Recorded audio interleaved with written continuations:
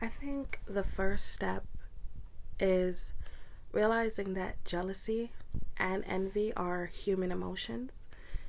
I mean, jealousy develops from a young age, and jealousy is also closely tied to the amount of trust you have in the natural process of your life. It also makes sense that a lot of narcissists have really destructive relationships with jealousy because narcissists have trouble trusting anyone.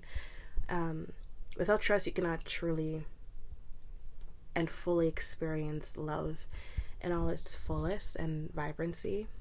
Jealousy can quickly turn into insecurity over the lack of things that you have as well. For an example, someone has enough money, resources to buy themselves the luxuries that you want, but may not be able to afford right now. Um, and when you take this into account, you can begin to realize that jealousy is now a part of an emotional process, and it isn't hard to believe that others may not be able to process these emotions very well, especially if they don't have trust within themselves to do so and enough love to clap for others, because when you take in account they truly feel threatened by other people's success. When you feel threatened, fear is easily introduced. Your brain begins to be overloaded with even more emotions than before, and you can become fatigued. Your mind and spirit can feel very overwhelmed. You begin to attach your worth towards material things and send yourself in a very downward spiral. And this is rather than looking at your life holistically and from that very important detached bird's eye view when you're feeling overwhelmed by a situation. But a lot of your motives are now controlled by how jealous you feel and one-upping people around you in your circle, strangers, and it's honestly insanity. But I have seen how it's taken over people's lives and made them feel like they have to prove something. Your resources and abundance feels threatened though, because you believe that, and one of the reasons is believing that there isn't a sense of infinity out there. You believe that this life's resources are finite, which is a valid feeling, especially if you've been programmed to believe so, or you grew up having to survive. That can bring on feelings of scarcity, and that isn't your fault at all.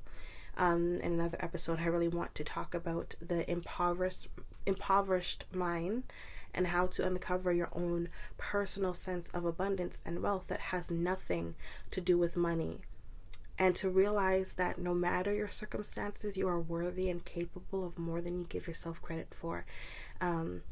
Also, to realize that although poverty is not the ideal situation, nor should it be such a global problem, because I think it's unfair. Truly, it's an unfair balance of power and resources, and some people have to unnecessarily grow up with a lack-based mindset because of this, and I believe that is an evil thing to let that happen within our community.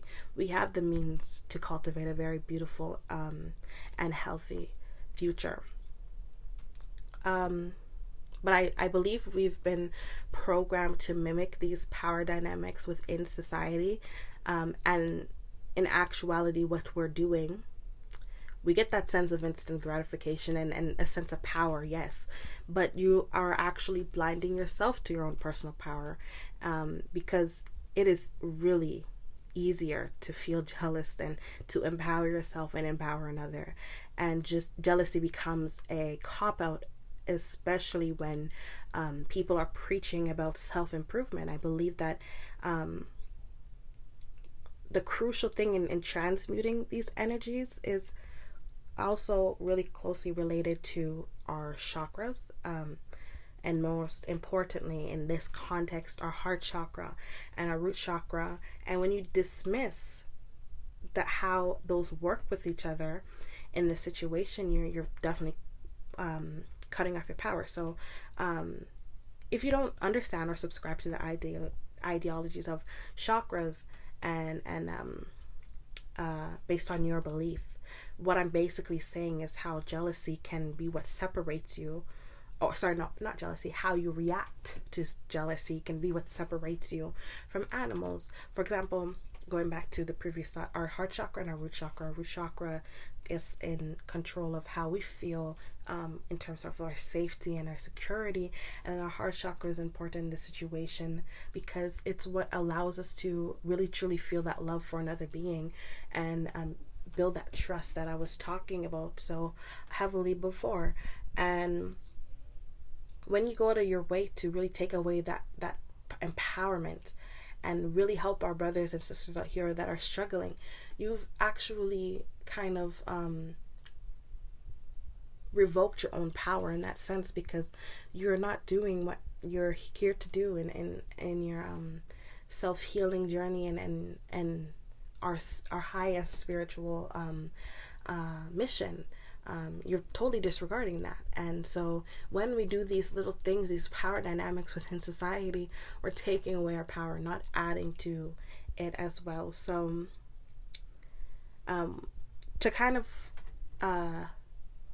explain what I meant about what separates us from animals is birds, monkeys, and other animals experience jealousy and actually react to these instances as well, because they're ultimately feeling threatened and believe that what is theirs is being threatened.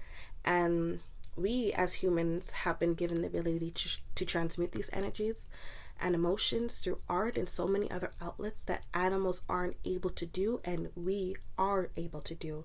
And they aren't being asked to do these things, we are. Because if you've noticed, a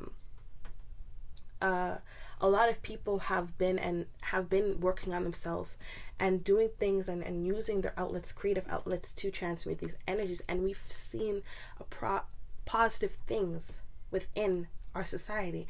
So when we choose to do the negative alternative to these things and these solutions, we've really done an injustice to ourselves and the people around us. Jealousy is found within biblical times as well, like with Cain and Abel. Like, it's a story about how feeling envious and jealous about your own blood could lead to you killing them. And no emotion is worth another's life, in my opinion, aside from genuine protection and survival. But jealousy should never be the reason we act or react so violently. In order to transmute jealousy and envy, you must begin to go through a process of being self-aware enough to the energy of itself and reshaping what jealousy means to you. Maybe for some it will be shedding the idea that you can't trust your own personal divine plan. And maybe for others, it's adding inspiration into the equation, because inspiration can be such a powerful way to transmute jealous energies, especially if you co-sign to the law of attraction. So seeing people living their life you dream or being inspired is a very beautiful step in actually materializing it. It proves that it can be done and that it is as lush as it seems. Because have you ever seen like your little vision boards on Pinterest and feeling inspired by it and feeling those really beautiful creative vibrations? It is possible, and that is why the universe is putting it in your peripheral. It's for a reason. And again, that's why people make vision boards. So let your life be a vision board and start realizing that you are not in competition with people, but rather the mindset that tells you that you cannot have what you desire. Really start focusing on that rather than externalizing those jealous feelings, and internalizing them in a healthy way and realizing how you can improve and, living your life honestly and truly. I also want to bring it to light that this isn't just a mental process, it's also a physical one. You must change something in your current reality, physical reality, to start moving forward, where you notice stagnancy. And the beautiful thing is, somewhere right now, and this is just true, somewhere right now is all the tools that you need to do so. It doesn't need to be 5 years down the line when you think you'll have that thing that you need, but rather taking baby steps, or for some it's going to be taking a leap of faith.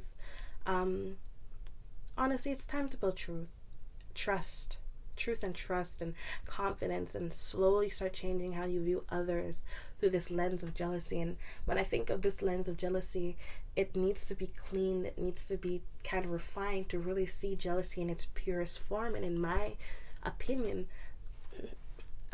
jealousy is just misguided inspiration. However, never forget that these emotions are human, and how you react to them is what is going to make you extraordinary. So use them to really start guiding and start changing your reality. Look at yourself and start concluding these assumptions that you can't have these nice things because of lack.